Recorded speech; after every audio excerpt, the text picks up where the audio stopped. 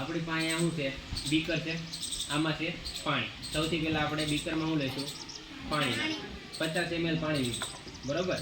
હવે એમાં થોડીક ચમચીમાં અડધી ચમચી મીઠું લઈ અને એમાં આપણે ઓગાળવાનો એના પ્રયત્ન કરશું, બરાબર. હવે આમાં આપણે શું નાખ્યું, મીઠું, અને ચમચી વડે એને હલાવશું એટલે એ મીઠું શું થાય, જો આમાં ઓગળી જાય.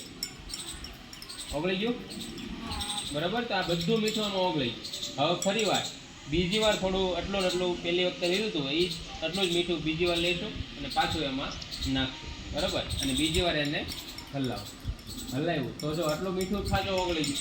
દેખાય મીઠું, જો દેખાય છે, ઓગળી ગયું બધું, બરાબર. તો આમાં પણ ઓગળી જાય છે.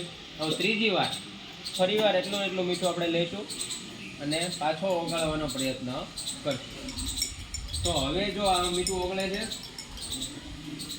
બધું મીઠું ઓગળી ગયું, કે તળિયે બેસી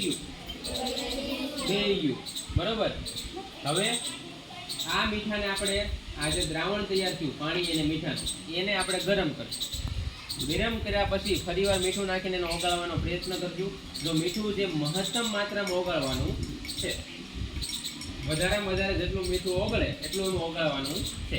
એ તમામ મીઠું ઓગળી જાય અને જે તૈયાર થાય તો આ શું તૈયાર થયું, સંતૃપ્ત દ્રાવણ તૈયાર થયું, બરાબર. તો આપણી પાસે અત્યારે છે સંતૃપ્ત મીઠાનું દ્રાવણ, બરાબર, કે જે સંતૃપ્ત અવસ્થામાં છે. હવે એમાં ગમે એટલું મીઠું નાખો પણ એમાં ઓગળશે નહીં, બરાબર. એટલે મહત્તમ અવસ્થા એને મળી ગઈ, બરાબર છે. તો આ આપણે સંતૃપ્ત દ્રાવણ વિશે શીખ્યા.